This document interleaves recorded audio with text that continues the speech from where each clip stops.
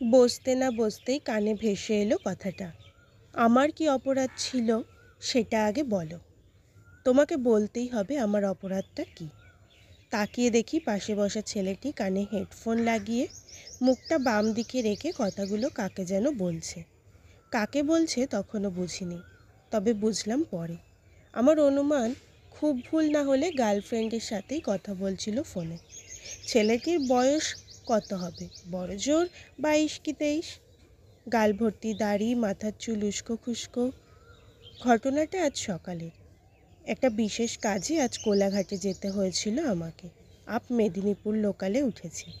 একদম সকালের ট্রেন তো, মোটামুটি ফাঁকা, ভিড় নেই, আরামসে বসে যাওয়া যাবে। মিনিট দুয়েক পর ছেলেটি সেম কথা আবার জিজ্ঞেস করলো। না, আমি কোনো কথা শুনবো না। তোমাকে বলতেই হবে আমার অপরাধটা কী ছিল। প্লিজ তুমি বলো, আমার কি অপরাধ। এদিকে আমার মনে তখন সাঁতমাত চিন্তা ঢুকলো। এদিকে ছেলেটি এমন নরম সুরে কথাগুলো বলছে, অপরাধ করতে পারে বলে মনেই হচ্ছিল না। আহারে, খামোকা দোষী সাজিয়ে দিচ্ছে ছেলেটিকে। অপরাধটা কি সেটা জানতেও আমারও মন তখন উসখুস করছে। জানতে পারলেই কেল্লাফতে, সকাল সকাল লেখার একটা প্লট পাওয়া যাবে, এই ভেবে আমিও বসে আছি আরামসে।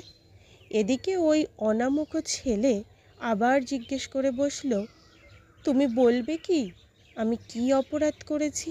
আমার অপরাধটা তোমাকেই বলতে হবে। ছেলেটির এমন মায়াবী আরতি ফোনের ওপারে আমি থাকলে তো কখন বলে দিতুম, কিন্তু আমি তো নেই। আছে তো অন্য একজন, মানে ওর গার্লফ্রেন্ড। ওর গার্লফ্রেন্ডের উপর খুব রাগ হতে লাগলো। এত করে বলছে, যখন তখন বলে দিলেই তো পারে। তা না, সেই জেদ ধরে পড়ে আছে। একটা জেদি মেয়ে, ওর অপরাধটা কি সেটা বলে দিতে কি অসুবিধা শুনি।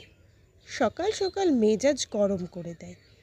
আর এই ছেলেকেও বলিহারি, সেই এক কথাতেই পড়ে আছে। ওদিক থেকে ও বলতে চাইছে না, আর এ সেই মায়া ভরা সুরে জিজ্ঞেস করেই যাচ্ছে, আমার অপরাধটা কি তোমাকে বলতেই হবে। বিশ্বাস করুন, যা দেখলাম তাতে বয়ফ্রেন্ডের মেজাজ গরম হয়নি, মেজাজ গরম হলো আমার। মনে হচ্ছিল ঠাস ঠাস করে চর কষিয়ে দিই গালে। তখন থেকে জিজ্ঞেস করছে অথচ বলছে না। এদিকে ট্রেন চলতে চলতে 2টো স্টেশন পার করে ফেলল। তার মাঝে কিছু নতুন লোক ট্রেনে উঠল, পুরনো কিছু লোক নেমেও গেল। তবুও এই ছেলে ধরে আছে সেই এক কথাতেই। আবার জিজ্ঞেস করলো, আমার অপরাধটা কি। সেটা না বললে আমি কিছুতেই ফোন কাটবো না, তোমাকে আজ বলতেই হবে। বুঝতে পারছেন ছেলেটার কতটা ধৈর্য। তার থেকেও বেশি ধৈর্য তো আমার। আমি তাহলে কতটা ধৈর্য নিয়ে বসে আছি। এরপর ছেলেটার উপর রাগ ধরল। সেই তখন থেকে ঘ্যানর ঘ্যানর করে যাচ্ছে। মনে মনে বলল, বুঝতেই তো পারছিস ও বলতে চাইছে না, কথা না বাড়িয়ে ফোনটা কেটে দে।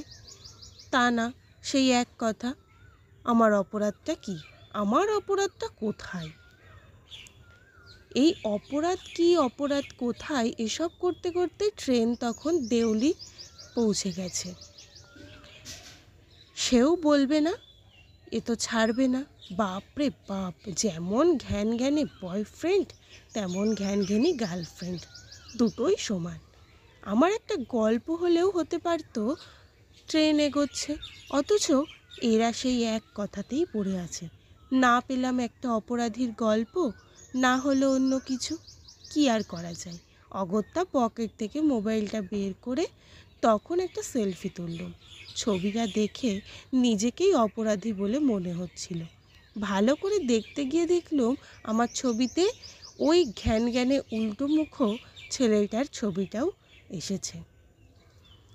আমার কোলাঘাট স্টেশনে নামার সময় হলো। ছেলেটা আবার জিজ্ঞেস করে বসলো, আমার অপরাধটা তোমাকে বলতেই হবে। এবার বিরক্ত হয়ে উঠে দাঁড়ালাম। স্টেশনে ট্রেন ঢুকতেই ট্রেন থেকে নামলুম মাইরি। এমন ঘ্যান ঘ্যানে ছোকরা জীবনেও দেখিনি। ট্রেন মেদিনীপুরে গিয়ে থেমে যাবে তবু এ ছোকরা ঘ্যান ঘ্যান করেই যাবে। সে যাক, ওর অপরাধ চুলোয় যাক। এবার আপনারা বলুন তো, আমার অপরাধটা কোথায় ছিল? এভাবে কেউ সময় নষ্ট করে দেয়? সেই মুখগুলোকে মনে রেখো, যার জন্য তোমার জীবনটা ছন্নছাড়া হয়ে গেছে, যার জন্য জীবনের মূল্যবান সময়গুলো নষ্ট হয়ে গেছে, যার জন্য তুমি আজও সুস্থ হয়ে উঠতে পারোনি। সেই মুখগুলোকে মনে রেখো যে বিশ্বাস ভেঙেছে, যে বিপদে হাত ছেড়েছে, অপমান করে যে তোমাকে সবার সামনে ছোট করেছে, সরলতার সুযোগ নিয়ে যে তোমাকে নিঃস্ব করে ছেড়েছে। আঘাতের চিহ্ন, অপমানের দাগ কখনো ভুলতে দেয়নি। তাতে আর যাই হোক, নিজেকে অন্তত ছোট হতে হয় না, বরং মাথা তুলে বাঁচা যায়। লোকে যে যাই বলুক, এই মনে রাখাটা তোমার সেলফ রেসপেক্ট। সব কিছু ভুলে যেতে নেই, সব ভুলের ক্ষমাও নেই। কলমে সরজিৎ ঘোষ। মা ডাকটার মধ্যে আলাদা একটা শান্তি আছে।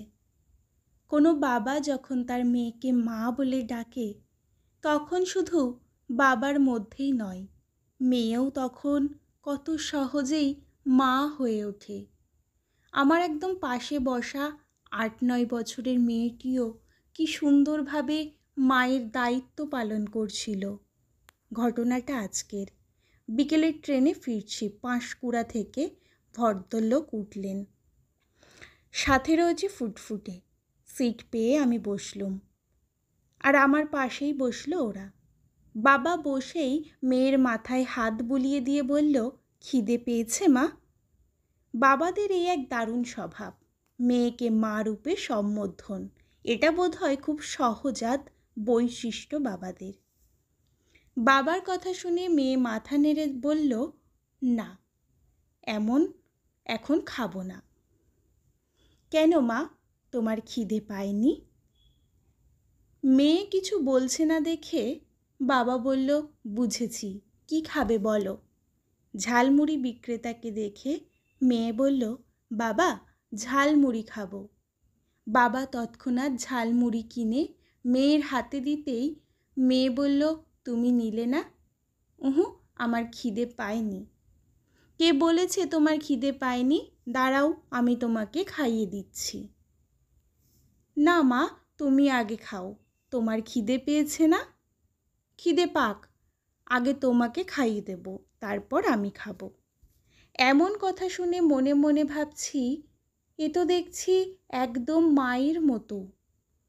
এইটুকু বয়সে কি সুন্দর করে বাবাকে বলছে, মা যেমন তার সন্তানকে বলে তেমনই। আমার মনে হয় ঈশ্বর প্রতিটি মেয়ের মধ্যে মায়ের মহিমা দিয়েই তাদের পৃথিবীতে পাঠান।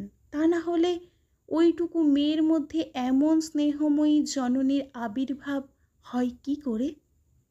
সে যাই হোক, মেয়ে মুড়ির ঠোঙাটা খুলে বাবার মুখে দিয়ে বলল, ঝাল লাগছে না তো? তুমি তো একদম ঝাল খাও না। বাবা হেসে বলল, আমার সোনা মা খাইয়ে দিয়েছে, আর ঝাল থাকে? নাও মা, তুমি এবার খাও। মেয়ে মুড়িটা একটু মুখে দিয়ে বাবাকে বলল, একটু জল খেয়ে নাও এবার। বাবাও সঙ্গে সঙ্গেই বাধ্য ছেলের মতো ব্যাগ থেকে জলের বোতল বের করে জল খেলো। মনে মনে ভাবছি, কি দায়িত্ববান মা রে। সত্যিই এমন একটা মিষ্টি কন্যার রত্ন থাকলে বাবারা কখনোই মায়ের অভাব বোধ করবে না।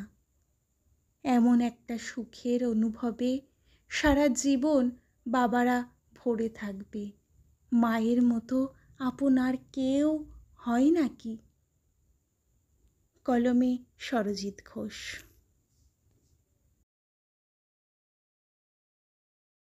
সম্পর্কের শুরুটা বেশ ইন্টারেস্টিং। তখন সবসময় শুভ শুভ সকাল, শুভ দুপুর, শুভ বিকেল, শুভ সন্ধে, শুভ রাত। নতুন নতুন তো, সে কত আদিক্ষেতা। এমন ভাবনা দেখাবে, তুমি ভাববে আমাকে এত গুরুত্ব দেয়, আমাকে এত ভালোবাসে, এত কেয়ার করে। সারাদিনে তখন গাদা গুচ্ছের মেসেজ, 4 বেলা কল, ঘন্টার পর ঘন্টা সে কত কথা, কত কেয়ার। খেয়েছো, শুয়েছো, উঠেছো, বসেছো, আরও কত রকমের ছো। একদিকে শুভ আর অন্যদিকে ছো। তোমাকে এমন একটা ফিল দেবে, তুমি ভাবতেই পারবে না তুমি কোনো দিন ফেল করে যেতে পারো বলে। কয়েকদিন শুধু যেতে দাও, তারপর একদিন ওই 5 বেলার শুভ হারাতে হারাতে কোথায় যে হারিয়ে যাবে কিছুই বুঝতে পারবে না। শোনো, এত বোঝার দরকার নেই, মন খারাপ করারও দরকার নেই। বেনো জলে যখন স্রোত থাকে তখন অনেক কিছুই ভেসে আসে। যে আসছে তাকে আসতে দাও, যে চলে যাবে তাকে এগিয়ে দাও, যে থাকতে চাইছে তাকে থাকতে দাও। শুধু অতিরিক্ত কিছু দেখালে সাবধানে থেকো, কারণ যা অতি তাই একদিন রিক্ত করে দেয়।